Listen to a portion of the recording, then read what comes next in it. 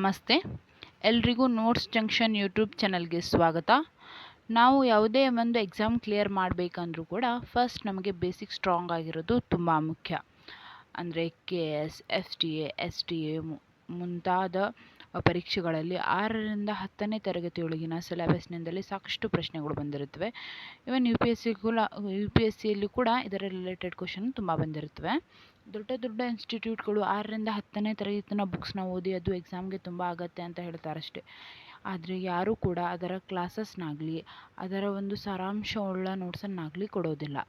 ಆದರೆ ನಾವು ನಿಮಗೆ ನಮ್ಮ ನೋಟ್ಸ್ ಜಂಕ್ಷನ್ ಯೂಟ್ಯೂಬ್ ಚಾನಲ್ನ ಮೂಲಕ ಫ್ರೀ ಕ್ಲಾಸಸ್ನ ಜೊತೆಗೆ ಸಮ್ರೈಸ್ಡ್ ಹ್ಯಾಂಡ್ ರಿಟನ್ ನೋಟ್ಸನ್ನು ಸಹ ಕೊಡುತ್ತೇವೆ. ಸೊ ಆದಷ್ಟು ಈ ವಿಡಿಯೋನ ಎಲ್ಲರ ಜೊತೆಗೂ ಶೇರ್ ಮಾಡಿ, ನಮ್ಮ ಚಾನಲ್ನ ಸಬ್ಸ್ಕ್ರೈಬ್ ಮಾಡ್ಕೊಳ್ಳಿ. ಪಕ್ಕದಲ್ಲಿರುವ ಬೆಲ್ ಐಕಾನನ್ನು ಪ್ರೆಸ್ ಮಾಡಿ. ಇದರಿಂದ ನಮ್ಮ ಮುಂದಿನ ಎಲ್ಲ ವಿಡಿಯೋಗಳನ್ನು ಮೊದಲು ನೀವೇ ನೋಡಬಹುದು.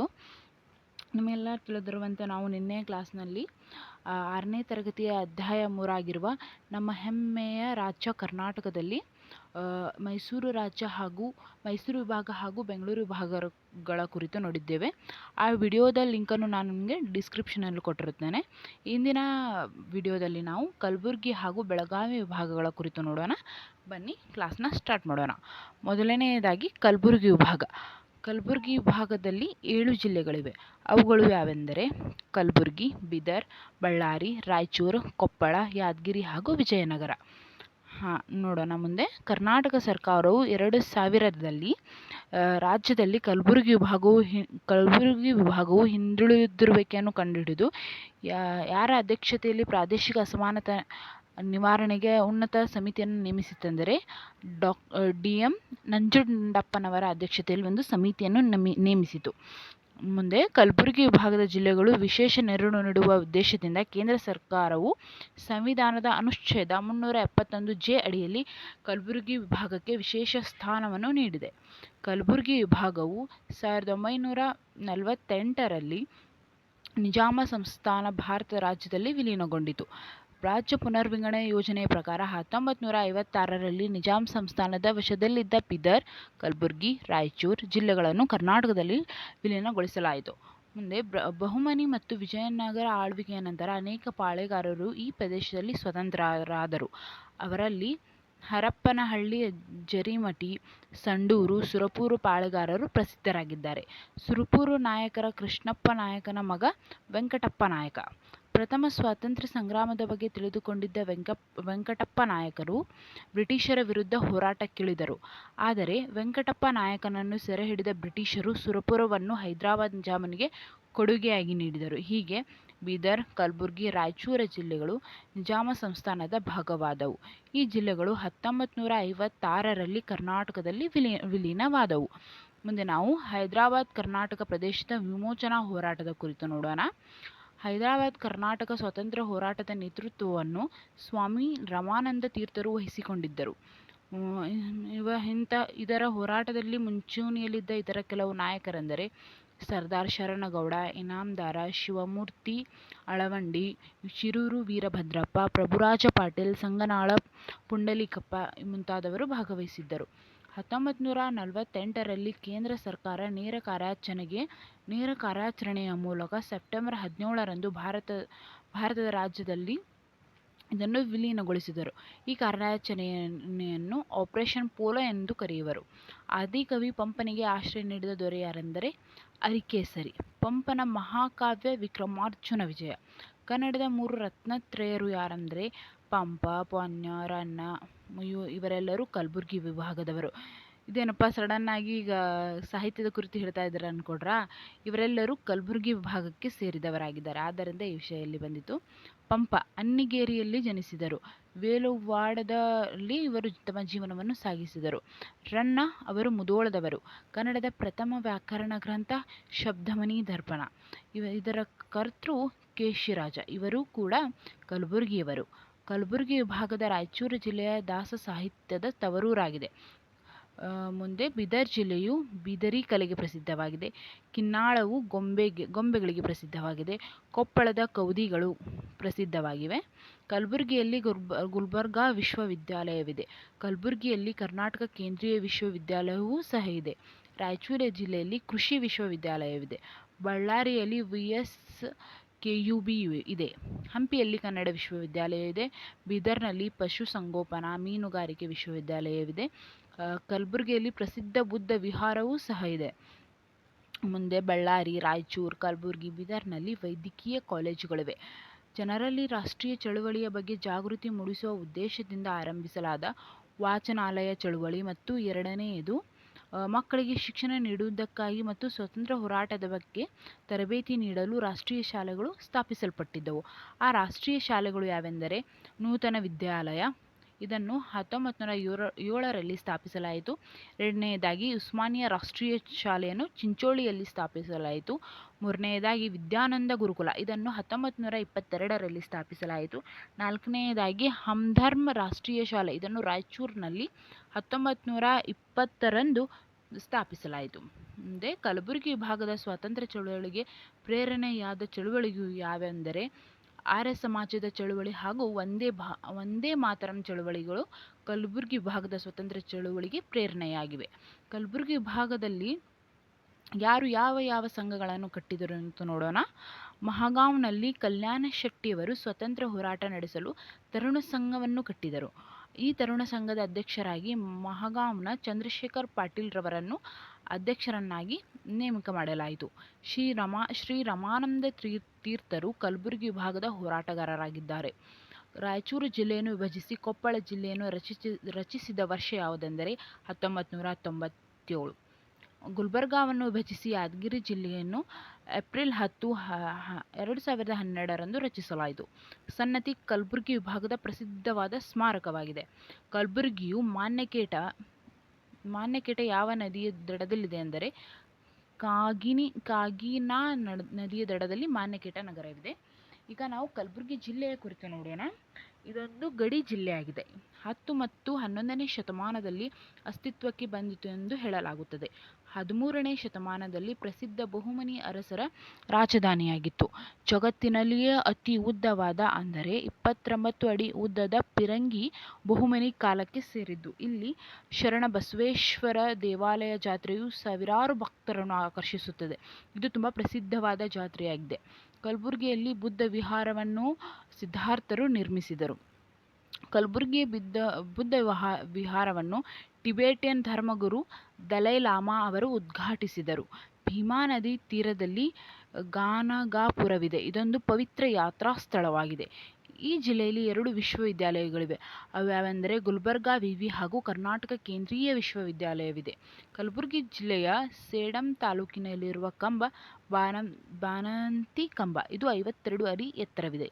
ಇದು ನೆಲದ ಮೇಲೆ ನಿಂತಿಲ್ಲ. ಇದರ ಬುಡದಿಂದ ತೆಳ್ಳನೆಯ ಬಟ್ಟೆಯನ್ನು ತೂರಿಸಬಹುದು. ಎಷ್ಟು ವಿಶೇಷವಾಗಿದೆ ಅಲ್ವಾ. ಕಲಬುರಗಿ ಜಿಲ್ಲೆಯ ಮತ್ತೊಂದು ಚಾರಿತ್ರಿಕ ಸ್ಥಳ ಯಾವುದೆಂದರೆ ಮರತೂರು. ಪ್ರಸಿದ್ಧ ಹಿಂದೂ ಸಂಹಿತೆ ಬರೆದ ವಿಜ್ಞಾನೇಶ್ವರ ಹುಟ್ಟಿದ ಸ್ಥಳ ಮರತೂರಾಗಿದೆ. ಈಗ ನಾವು ಯಾದಗಿರಿ ಜಿಲ್ಲೆಯ ಕುರಿತು ನೋಡೋಣ. ಇದೊಂದು 3 ತಾಲೂಕುಗಳನ್ನೊಳಗೊಂಡ ಚಿಕ್ಕ ಜಿಲ್ಲೆ. ಅವುಗಳು ಯಾವೆಂದರೆ ಯಾದಗಿರಿ, ಶಹಾಪುರ, ಸುರಪುರ. ಇದು 2010ರಲ್ಲಿ ಅಸ್ತಿತ್ವಕ್ಕೆ ಬಂದಿತು. ಈ ಪ್ರದೇಶವನ್ನು ಶಾತವಾಹನರು, ಚಾಲುಕ್ಯರು, ರಾಷ್ಟ್ರಕೂಟರು, ಆದಿಲ್ ಶಾಹಿಗಳು, ನಿಜಾಂಶಾಹಿಗಳ ಅರಸರು ಆಳ್ವಿಕೆ ನಡೆಸಿದರು. ಯಾದಗಿರಿ ಜಿಲ್ಲೆಯಲ್ಲಿ ಅತ್ಯಂತ ಅಪರೂಪವಾದ ಮತ್ತು ಉಪಯುಕ್ತವಾದ ಯುರೇನಿಯಂ ಖನಿಜ ದೊರೆಯುತ್ತದೆ. ಪರಿಷ್ಕರಿಸಿದ ಯುರೇನಿಯಂ ಖನಿಜವು ರಕ್ಷಣಾ ಉದ್ದೇಶಕ್ಕೆ ಮತ್ತು ವಿದ್ಯುತ್ ಉತ್ಪಾದನೆಗೆ ಉಪಯುಕ್ತವಾದ ಸಂಪನ್ಮೂಲವಾಗಿದೆ. ಹಾಗೆಯೇ ಯಾದಗಿರಿಯಲ್ಲಿರುವ ದೊಡ್ಡ ಕಾರ್ಖಾನೆ ಯಾವುದೆಂದರೆ ಕೋಲ್ಗ್ರೀನ್ ಶುಗರ್ ಮತ್ತು ಫ್ಯೂಯಲ್ಸ್ ಪ್ರೈವೇಟ್ ಲಿಮಿಟೆಡ್ ಆಗಿದೆ. ಶಹಾಪುರ ತಾಲೂಕಿನಲ್ಲಿ ಬೆಟ್ಟದ ಸಾಲು ಮಲಗಿದ ಬುದ್ಧನಂತೆ ಕಾಣುತ್ತದೆ. ಈಗ ನಾವು ಬೀದರ್ ಜಿಲ್ಲೆಯ ಕುರಿತು ನೋಡೋಣ. ಈ ಜಿಲ್ಲೆಯಲ್ಲಿ ಹರಿಯುವ ಪ್ರಮುಖ ನದಿಗಳು ಯಾವೆಂದರೆ ಮಾಂಜರಾ, ಕಾರಂಜಾಂ, ಮಲ್ಲಾಮಂ, ಚುಳಕಿನಾಳ. ಬೀದರ್ ನಗರಕ್ಕೆ ಭೇಟಿ ನೀಡಿದ ಸಿಖ್ಖರು ಯಾರೆಂದರೆ ಗುರುನಾನಕ್. ಇಲ್ಲಿ ಬೃಹತ್ ಗುರುದ್ವಾರವಿದೆ. ಇದನ್ನು ಗುರುನಾನಕರ ಜರಾ ಎಂದು ಕರೆಯಲಾಗುತ್ತದೆ. ಅತ್ಯಂತ ವಿಶಿಷ್ಟವಾದ ನರಸಿಂಹ ಜರಣಿ ಎಂಬ ಪವಿತ್ರ ಸ್ಥಳ ಇಲ್ಲಿದೆ. ಈ ಜಿಲ್ಲೆಯಲ್ಲಿ 435 ಚದರ ಕಿಲೋಮೀಟರ್ ಅರಣ್ಯ ಪ್ರದೇಶವಿದೆ. ಈ ಅರಣ್ಯ ಪ್ರದೇಶವನ್ನು ಮೀಸಲು ಅರಣ್ಯ, ಸಂರಕ್ಷಿತ ಅರಣ್ಯ ಮತ್ತು ಮುಕ್ತ ಅರಣ್ಯ ಎಂದು 3 ಭಾಗಗಳನ್ನಾಗಿ ಮಾಡಲಾಗಿದೆ. ರಂಗೀನ್ ಮಹಲ್ ಕೂಡ ಬೀದರ್ನಲ್ಲಿಯೇ ಇದೆ. ಇದು 1424ರ ನಂತರ ಬಹುಮನಿ ಅರಸರ ರಾಜಧಾನಿಯಾಗಿತ್ತು. ಈಗ ಮುಂದೆ ನಾವು ರಾಯಚೂರು ಜಿಲ್ಲೆಯ ಕುರಿತು ನೋಡೋಣ. ಈ ಜಿಲ್ಲೆಯನ್ನು ದೋಅಬ್ ಪ್ರದೇಶವೆಂದು ಕರೆಯಲಾಗಿದೆ. ದಕ್ಷಿಣದಲ್ಲಿರುವ ತುಂಗಭದ್ರಾ ಮತ್ತು ಉತ್ತರಕ್ಕಿರುವ ಕೃಷ್ಣಾ ನದಿಗಳ ನಡುವಿನ ಪ್ರದೇಶವನ್ನು ದೋಅಬ್ ಪ್ರದೇಶವೆಂದು ಕರೆಯುವರು. ನಾವು ಭತ್ತದ ಕಣಜವೆಂದು ರಾಯಚೂರನ್ನು ಕರೆಯುತ್ತಾರೆ. ಇಲ್ಲಿ 100ಕ್ಕೂ ಹೆಚ್ಚು ಅಕ್ಕಿಯ ಮಿಲ್ಗಳಿವೆ. ಸುಮಾರು 5,000 ಟನ್ ಸಾಮರ್ಥ್ಯದ ಶೈತ್ಯಾಗಾರವನ್ನು ಇಲ್ಲಿ ಸ್ಥಾಪಿಸಲಾಗಿದೆ. ಇದೊಂದು ಗಡಿ ಜಿಲ್ಲೆಯಾಗಿದೆ. ಕೋಳಿ ಸಾಕಾಣಿಕೆಗೆ ರಾಯಚೂರು ಪ್ರಸಿದ್ಧಿಯಾಗಿದೆ. ಈ ನಗರದಲ್ಲಿರುವ ಶಾಖೋತ್ಪನ್ನ ವಿದ್ಯುತ್ ಸ್ಥಾವರ ಬೃಹತ್ ಪ್ರಮಾಣದಲ್ಲಿ ವಿದ್ಯುತ್ತನ್ನು ತಯಾರಿಸುತ್ತದೆ. ರಾಜ್ಯದಲ್ಲಿ ಬಳಕೆಯಾಗುತ್ತಿರುವ ಒಟ್ಟು ವಿದ್ಯುತ್ನಲ್ಲಿ 48% ಇಲ್ಲಿಂದಲೇ ಬರುತ್ತದೆ. ದೇಶದ ಎಲ್ಲ ನಗರಗಳಿಗೂ ಸಂಪರ್ಕವಿರುವ ರೈಲು ಮಾರ್ಗ ರಾಯಚೂರು ನಗರದ ಮೇಲೆ ಹಾದು ಹೋಗಿದೆ. ಅವುಗಳು ಯಾವ ನಗರಗಳಿಗೆ ಸಂಪರ್ಕವನ್ನು ಕಲ್ಪಿಸುತ್ತೆಂದರೆ ಹೈದರಾಬಾದ್, ಮುಂಬೈ, ಚೆನ್ನೈ, ಬೆಂಗಳೂರಿಗೆ ಸಂಪರ್ಕ ನೀಡುವ ರೈಲು ಮಾರ್ಗವಾಗಿದೆ. ರಾಯಚೂರು ಜಿಲ್ಲೆಯಲ್ಲಿರುವ ಪ್ರಮುಖ ತಾಲೂಕುಗಳು ಯಾವೆಂದರೆ ಸಿಂಧನೂರು, ರಾಯಚೂರು, ಲಿಂಗಸೂರು, ದೇವದುರ್ಗ ಮತ್ತು ಮಾನವಿ. ಈಗ ನಾವು ಕೊಪ್ಪಳ ಜಿಲ್ಲೆಯ ಕುರಿತು ನೋಡೋಣ. ಕೊಪ್ಪಳ ನಗರವನ್ನು ಜೈನರ ಕಾಶಿ ಎಂದೇ ಕರೆಯಲಾಗುತ್ತದೆ. ಜೈನರಿಗೆ ಇದು ಒಂದು ಪವಿತ್ರ ಕ್ಷೇತ್ರವಾಗಿದೆ. ಪಾಲ್ಕಿಗುಂಡ, ಗವಿಮಠದಲ್ಲಿ ಅಶೋಕನ ಶಿಲಾಶಾಸನಗಳು ದೊರೆತಿವೆ. 1857ರ ಸ್ವತಂತ್ರ ಸಂಗ್ರಾಮದ ಹೋರಾಟದಲ್ಲಿ ಕೊಪ್ಪಳ ಪ್ರಾಂತ್ಯದ ಮುಂಡರಗಿ ಭೀಮರಾವ್ ಅನ್ನುವ ಯೋಧ ಬಂಡೆದ್ದಿದ್ದ. ಬ್ರಿಟಿಷರು ಯುದ್ಧದಲ್ಲಿ ಅವನನ್ನು ಸೋಲಿಸಿದರು. ಕೊಪ್ಪಳದ ಇಟಗಿಯಲ್ಲಿರುವ ಮಹಾದೇವ ದೇವಾಲಯವನ್ನು ದೇವಾಲಯಗಳ ಚಕ್ರವರ್ತಿ ಎಂದು ಕರೆಯಲಾಗುತ್ತದೆ. ಕಿನ್ನಾಳದಲ್ಲಿ ಮರದ ಆಟಿಕೆಗಳು ಮಾಡುವ ಸಾಂಪ್ರದಾಯಿಕ ಕಲಾವಿದರ ನೆಲೆಯಿದೆ. ಇದು ಗೊಂಬೆಗಳಿಗೆ ಪ್ರಸಿದ್ಧಿಯಾಗಿದೆ. ಮುಂದೆ ವಿಜಯನಗರ ಅರಸರ ಆರಂಭಿಕ ರಾಜಧಾನಿಯು ಆನೆಗುಂದಿ. ಇದು ಕೊಪ್ಪಳ ಜಿಲ್ಲೆಯಲ್ಲಿದೆ. ಕೊಪ್ಪಳ ಪ್ರದೇಶವನ್ನು ತಿರುಗನ್ನಡ ಪ್ರದೇಶವೆಂದು ಕರೆಯಲಾಗುತ್ತದೆ. ಮುಂದೆ ನಾವು ಬಳ್ಳಾರಿ ಜಿಲ್ಲೆಯ ಕುರಿತು ನೋಡೋಣ. ಬಳ್ಳಾರಿ ಜಿಲ್ಲೆಗೆ ಬಳ್ಳಾರಿ ಎಂದು ಹೆಸರು ಬರಲು ಕಾರಣ ಈ ನಗರದಲ್ಲಿ ದುರ್ಗಮ್ಮ ದೇವಾಲಯದಲ್ಲಿರುವ ದೇವತೆಯನ್ನು ಬಳರಿ ಎಂದು ಕರೆಯಲಾಗುತ್ತಿತ್ತು. ಇದರಿಂದಲೇ ಈ ಜಿಲ್ಲೆಗೆ ಬಳ್ಳಾರಿ ಎಂಬ ಹೆಸರು ಬಂದಿದೆ. ಮುಂದೆ 1953ರಲ್ಲಿ ಮೈಸೂರು ಸಂಸ್ಥಾನಕ್ಕೆ ಇದನ್ನು ಸೇರಿಸಲಾಯಿತು. ಹಾಗೆಯೇ 1956ರಲ್ಲಿ ಕಲಬುರಗಿ ವಿಭಾಗಕ್ಕೆ ಬಳ್ಳಾರಿ ಜಿಲ್ಲೆಯನ್ನು ಸೇರಿಸಲಾಯಿತು. ಹಂಪಿಯಲ್ಲಿನ ಉಗ್ರ ನರಸಿಂಹ, ಹಜಾರ ರಾಮದೇವ ದೇವಾಲಯ, ಕಮಲಮಹಲ್, ವಿರೂಪಾಕ್ಷ ಮುಂತಾದ ದೇವಾಲಯಗಳನ್ನು ನಾವು ನೋಡಬಹುದು. ಸಂಡೂರಿನ ಕುಮಾರಸ್ವಾಮಿ ದೇವಾಲಯ, ಕರುವತ್ತಿಯ ಮಲ್ಲಿಕಾರ್ಜುನ ದೇವಾಲಯ, ಬಾಗಳಿಯ ಕಲ್ಲೇಶ್ವರ ದೇವಾಲಯಗಳು ಪ್ರಸಿದ್ಧ ಪ್ರವಾಸಿ ತಾಣಗಳಾಗಿವೆ. ತೋರಣಗಲ್ಲು ಬೃಹತ್ ಕೈಗಾರಿಕಾ ಕೇಂದ್ರವಾಗಿದೆ. ತೋರಣಗಲ್ಲಿನಲ್ಲಿ ಕಬ್ಬಿಣ ಮತ್ತು ಉಕ್ಕು ಕಾರ್ಖಾನೆಯು ಆಧುನಿಕತೆಯ ಸೂಚಿಯಾಗಿವೆ. ಮುಂದೆ ನಾವು ಬೆಳಗಾವಿ ಭಾಗದ ಕುರಿತು ನೋಡೋಣ. ಬೆಳಗಾವಿ ಭಾಗದಲ್ಲಿ 7 ಜಿಲ್ಲೆಗಳು ಕಂಡುಬರುತ್ತವೆ. ಅವು ಯಾವೆಂದರೆ ವಿಜಯಪುರ, ಬಾಗಲಕೋಟೆ, ಬೆಳಗಾವಿ, ಧಾರವಾಡ, ಗದಗ, ಹಾವೇರಿ ಹಾಗೂ ಉತ್ತರ ಕನ್ನಡ. ಈ ವಿಭಾಗದ 4 ಜಿಲ್ಲೆಗಳು 1956ರವರೆಗೆ ಮುಂಬೈ ಪ್ರಾಂತ್ಯದಲ್ಲಿದ್ದವು. ರಾಜ್ಯ ಪುನರ್ವಿಂಗಡಣೆಯಲ್ಲಿ ಕರ್ನಾಟಕದಲ್ಲಿ ವಿಲೀನಗೊಂಡವು. 1997ರಲ್ಲಿ ಧಾರವಾಡ ಜಿಲ್ಲೆಯನ್ನು ವಿಭಜಿಸಿ ಹಾವೇರಿ ಹಾಗೂ ಗದಗ ಜಿಲ್ಲೆಗಳನ್ನು ರಚಿಸಲಾಯಿತು. 1824ರಲ್ಲಿ ಕಿತ್ತೂರು ರಾಣಿ ಚೆನ್ನಮ್ಮ ಬ್ರಿಟಿಷರ ವಿರುದ್ಧ ಹೋರಾಡಿದಳು. 1924ರಲ್ಲಿ ಗಾಂಧೀಜಿ ಅಧ್ಯಕ್ಷತೆಯಲ್ಲಿ 39ನೇ ರಾಷ್ಟ್ರೀಯ ಕಾಂಗ್ರೆಸ್ ಅಧಿವೇಶನ ಬೆಳಗಾವಿಯಲ್ಲಿ ನಡೆಯಿತು. ಈ ಅಧಿವೇಶನವು ಗಾಂಧೀಜಿ ಅಧ್ಯಕ್ಷತೆ ವಹಿಸಿದ್ದ ಪ್ರಥಮ ಹಾಗೂ ಕೊನೆಯ ಅಧಿವೇಶನವಾಗಿದೆ. ಅದು ಕೂಡ ನಮ್ಮ ಕರ್ನಾಟಕದಲ್ಲಿ ನಡೆದದ್ದು ನಮ್ಮ ಹೆಮ್ಮೆಯಾಗಿದೆ. ಉತ್ತರ ಕನ್ನಡ ಜಿಲ್ಲೆಯಲ್ಲಿ ಕರ ನಿರಾಕರಣೆ ಸತ್ಯಾಗ್ರಹ ಸಹ ನಡೆಯಿತು. ಬೆಳಗಾವಿ ವಿಭಾಗದಲ್ಲಿರುವ ಪ್ರಮುಖ ನದಿಗಳು ಯಾವೆಂದರೆ ಕೃಷ್ಣ, ಮಲಪ್ರಭಾ, ಘಟಪ್ರಭಾ, ಭೀಮಾ, ಕಾಳಿ ಹಾಗೂ ತುಂಗಭದ್ರಾ. ಈ ವಿಭಾಗದ ಜಲಪಾತಗಳು ನೋಡೋಣ. ಬೆಳಗಾವಿಯ ಗೋಕಾಕ್ ಜಲಪಾತ, ದಾಂಡೇಲಿ ಹತ್ತಿರದ ಮಾಗೋಡು ಜಲಪಾತ, ಕಾರವಾರ ಹತ್ತಿರದ ದೇವಮಾಲಾ ಜಲಪಾತ, ಮುರುಡೇಶ್ವರ ಹತ್ತಿರದ ಅಪ್ಸರಕೊಂಡ ಜಲಪಾತ. ಅಂಶಿ ರಾಷ್ಟ್ರೀಯ ಉದ್ಯಾನವನ ಇರುವುದು ಕಾಳಿ ದಡದಲ್ಲಿ. ಇದು ಉತ್ತರ ಕನ್ನಡ ಜಿಲ್ಲೆಯಲ್ಲಿ ಬರುತ್ತದೆ. ಈ ಭಾಗದಲ್ಲಿ ದಾಂಡೇಲಿ ವನ್ಯಮೃಗಧಾಮ, ಅತ್ತಿವೇರಿ ಪಕ್ಷಿಧಾಮ. ಬಾಗಲಕೋಟೆ ಜಿಲ್ಲೆಯಲ್ಲಿ ಕಬ್ಬಿಣದ ಅದಿರು ಕೂಡ ದೊರೆಯುತ್ತದೆ. ಬಾಗಲಕೋಟೆಯಲ್ಲಿ ದೊರೆಯುವ ಕಚ್ಚಾ ವಸ್ತು ಯಾವುದೆಂದರೆ ಸುಣ್ಣದ ಕಲ್ಲು. ಇಳಕಲ್ಲು ಭಾಗದಲ್ಲಿ ಗ್ರಾನೈಟ್ನ ಅಪಾರ ನಿಕ್ಷೇಪಗಳಿವೆ. ಉತ್ತರ ಕನ್ನಡ ಜಿಲ್ಲೆಯ ಒಟ್ಟು ವಿಸ್ತೀರ್ಣದಲ್ಲಿ 80% ಅರಣ್ಯ ಪ್ರದೇಶವಿದೆ. ಮಲಪ್ರಭಾ ನೀರಾವರಿ ಯೋಜನೆ ನವಿಲು ತೀರ್ಥದಲ್ಲಿದೆ. ಕೃಷ್ಣ ಮೇಲ್ದಂಡೆ ಯೋಜನೆ ಆಲಮಟ್ಟಿಯಲ್ಲಿದೆ. ಉತ್ತರ ಕನ್ನಡ ಜಿಲ್ಲೆಯ ಕದ್ರಾ, ಸೂಪ, ಕೊಡಸಳ್ಳಿ, ನಾಗಜಿರಿ ಮತ್ತು ಕೈಗಾ ವಿದ್ಯುತ್ ಉತ್ಪಾದನಾ ಕೇಂದ್ರಗಳಿವೆ. ಹಾವೇರಿ ಜಿಲ್ಲೆಯ ಸುಧಾರಿತ ಬೀಜವನ್ನು ಉತ್ಪಾದಿಸುವ ಪ್ರಮುಖ ಕೇಂದ್ರವಾಗಿದೆ. ಗುಳೇದಗುಡ್ಡವು ರವಿಕೆ ಕಣದ ಉತ್ಪಾದನೆಗೆ ಹೆಸರುವಾಸಿಯಾಗಿದೆ. ಭಾರತ ರತ್ನ ಪಡೆದ ಪ್ರಮುಖರನ್ನು ನೋಡೋಣ. ಭಾರತ ರತ್ನ ಪಂಡಿತ್ ಭೀಮಸೇನ್ ಜೋಶಿ, ಮಲ್ಲಿಕಾರ್ಜುನ್ ಮನಸೂರು, ಬಲೇಖಾನ್ ವಿದೂಸಿ, ಗಂಗೂಬಾಯಿ ಹಾನ್ಗಲ್, ಪಂಡಿತ್ ವೆಂಕಟೇಶ್ ಕಮಾಲ್, ಪಂಡಿತ್ ಬಸವರಾಜ್ ರಾಜ್ಗುರು ಮುಂತಾದ ಪ್ರಮುಖರು ಧಾರವಾಡಕ್ಕೆ ಸೇರಿದವರು. ವಚನ ಪಿತಾಮಹ ಯಾರೆಂದರೆ ಪಗು ಹಳಕಟ್ಟಿಯವರು, ರೆವರೆಂಡರ್ ಕಿಟ್ಟಲ್, ಬಸನೂರು ಮಠ, ವಿಕ್ರು ಗೋಕಾಕ್, ದ.ರಾ. ಬೇಂದ್ರೆ, ದಿನಕರ್ ದೇಸಾಯಿ, ಗಿರೀಶ್ ಕಾರ್ನಾಡ್, ಚಂದ್ರಶೇಖರ್ ಗಂಬಾರ್, ಬಸವರಾಜ್ ಕಟ್ಟಿಮನಿ, ಎಂ. ಕಲಬುರ್ಗಿ, ಆದ್ಯ ರಂಗಾಚಾರ್ಯ, ಇವರನ್ನು ಶ್ರೀರಂಗ ಎಂದು ಕೂಡ ಕರೆಯುತ್ತಾರೆ. ಇವರೆಲ್ಲರೂ ಬೆಳಗಾವಿ ವಿಭಾಗದವರು. ಈಗ ನೋಡೋಣ. ಹುಕ್ಕೇರಿ ಬಾಳಪ್ಪ, ನಾಡೋಜ ಸುಕ್ರಿ, ಬೊಮ್ಮನಗೌಡ ಅವರು ಜಾನಪದದಲ್ಲಿ ಪ್ರಸಿದ್ಧಿಯನ್ನು ಪಡೆದಿದ್ದಾರೆ. ಈ ಬೆಳಗಾವಿ ವಿಭಾಗದಲ್ಲಿರುವ ಪ್ರಮುಖ ನಟರನ್ನು ನೋಡೋಣ. ಅಪ್ಪಾಲಾಲ್ ಜಮಖಂಡಿ, ಕೌಜಲಗಿ ನಿಂಗಮ್ಮ, ಲೋಕಾಪುರ ದೇಶಪಾಂಡೆ ಇವರು ಬೆಳಗಾವಿ ವಿಭಾಗದವರು. ಕರ್ನಾಟಕದ ಕಾನೂನು ವಿಶ್ವವಿದ್ಯಾಲಯ ಹುಬ್ಬಳ್ಳಿಯಲ್ಲಿದೆ. ರಾಣಿ ಚೆನ್ನಮ್ಮ ವಿಶ್ವವಿದ್ಯಾಲಯ ಬೆಳಗಾವಿಯಲ್ಲಿದೆ. VTU ವಿಶ್ವವಿದ್ಯಾಲಯ ಬೆಳಗಾವಿಯಲ್ಲಿದೆ. ಕರ್ನಾಟಕ ರಾಜ್ಯ ಮಹಿಳಾ ವಿಶ್ವವಿದ್ಯಾಲಯ ವಿಜಯಪುರದಲ್ಲಿದೆ. ತೋಟಗಾರಿಕಾ ವಿಶ್ವವಿದ್ಯಾಲಯ ಬಾಗಲಕೋಟೆಯಲ್ಲಿದೆ.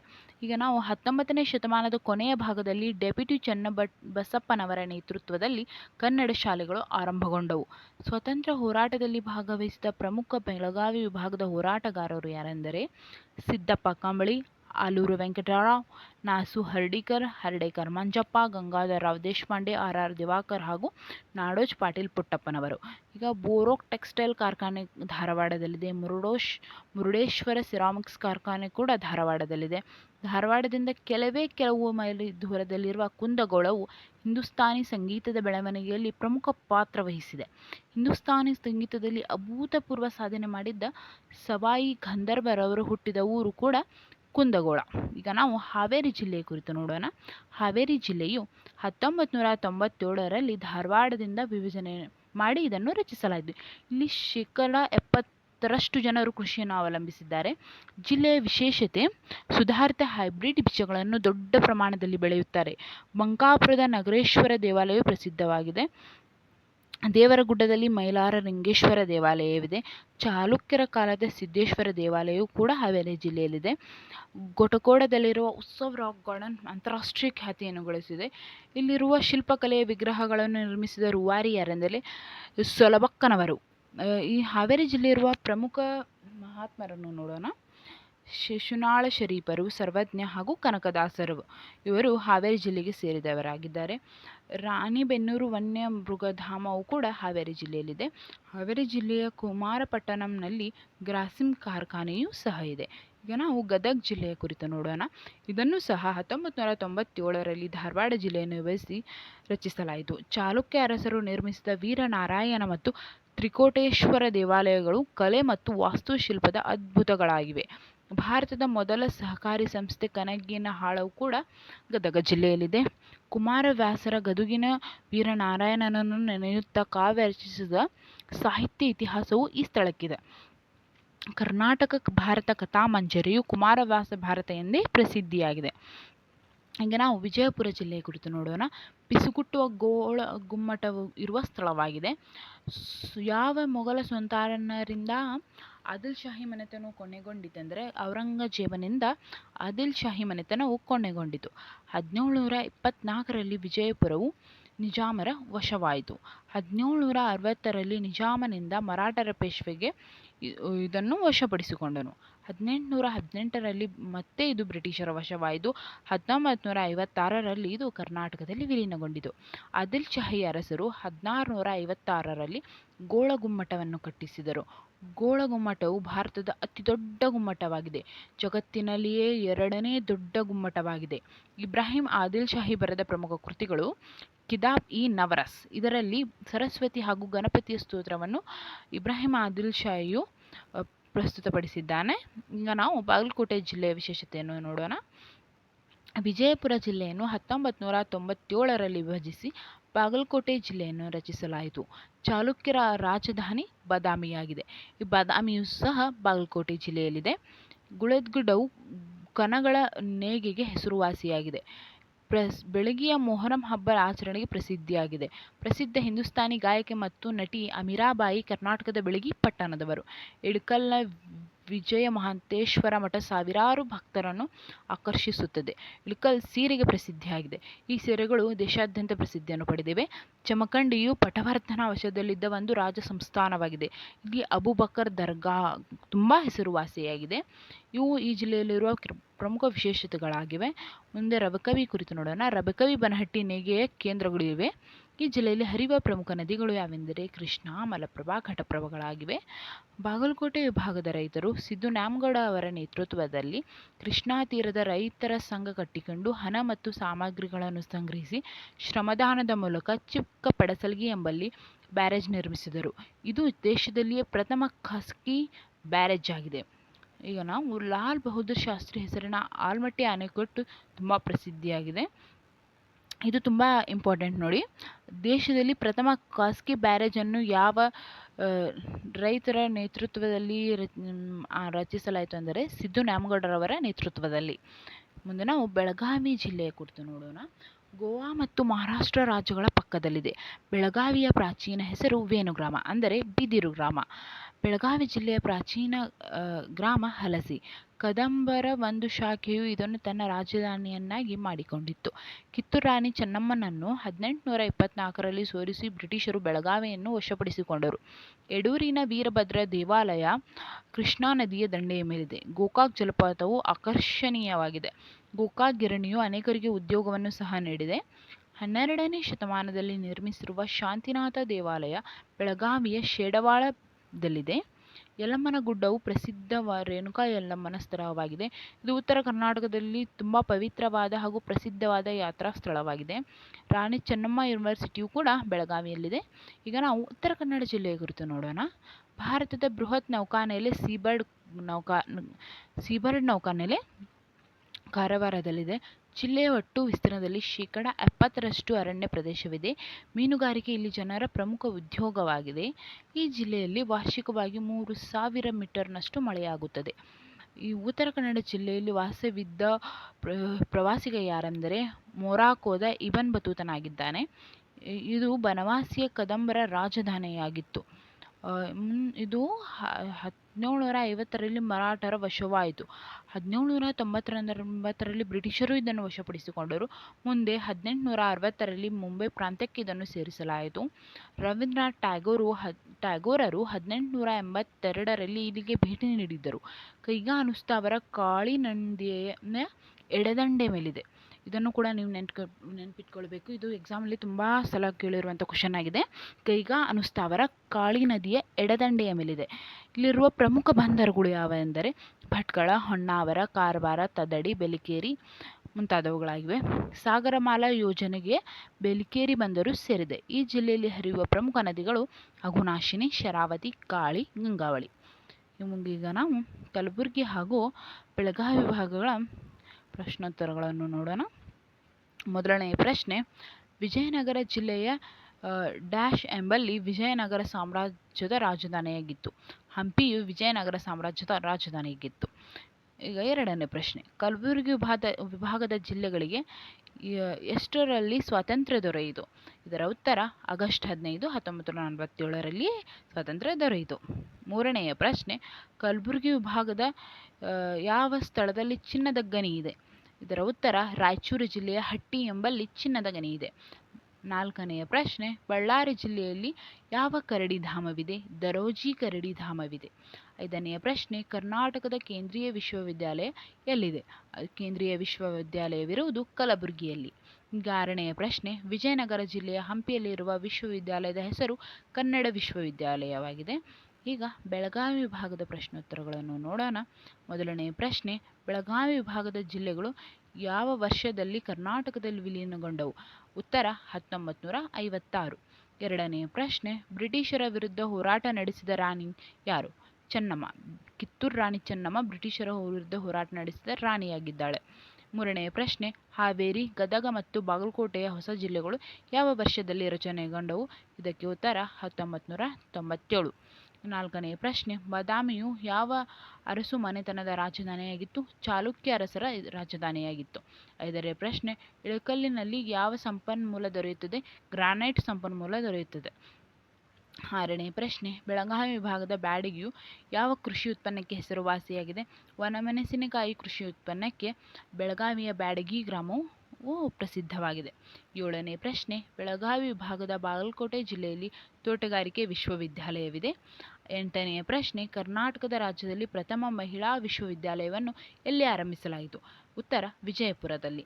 9ನೇ ಪ್ರಶ್ನೆ, ಮುನವಳ್ಳಿ ವಕೀಲರ ನೇತೃತ್ವದಲ್ಲಿ ನಡೆದ ಯಾವ ಸಂಸ್ಥಾನ ವಿಮೋಚನಾ ಹೋರಾಟದಲ್ಲಿ 8 ಜನರನ್ನು ಗಲ್ಲಿಗೇರಿಸಿದರು? ಇದರ ಉತ್ತರ, ರಾಮದುರ್ಗ. 10ನೇ ಪ್ರಶ್ನೆ, ಬೆಳಗಾವಿ ವಿಭಾಗದ ಯಾವ ಜಿಲ್ಲೆಯಲ್ಲಿ ಬೀಜೋತ್ಪಾದನಾ ಕೇಂದ್ರಗಳಿವೆ? ಇದರ ಉತ್ತರ, ಹಾವೇರಿ ಜಿಲ್ಲೆಯಲ್ಲಿ ಬೀಜೋತ್ಪಾದನಾ ಕೇಂದ್ರಗಳಿವೆ. ಈಗ ನಾವು ಪಠ್ಯಪುಸ್ತಕದಲ್ಲಿ ಇರುವ ಪ್ರಮುಖ ಹೈಲೈಟ್ಸ್ ಪಾಯಿಂಟ್ಗಳನ್ನು ನೋಡೋಣ. ಇದನ್ನು ಬೇಕಾದರೆ ನೀವು ಹೈಲೈಟ್ ಮಾಡ್ಕೊಳ್ಬಹುದು.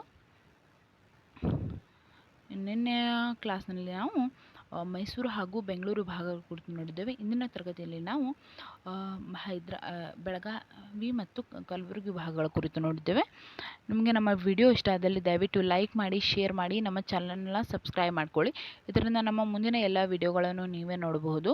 ಈಗ ನೋಡ್ಕೊಳ್ಳಿ, ಇದು ಟೆಕ್ಸ್ಟ್ ಬುಕ್ನಲ್ಲಿ ಇರುವಂತಹ ಪ್ರಮುಖ ವಿಷಯ.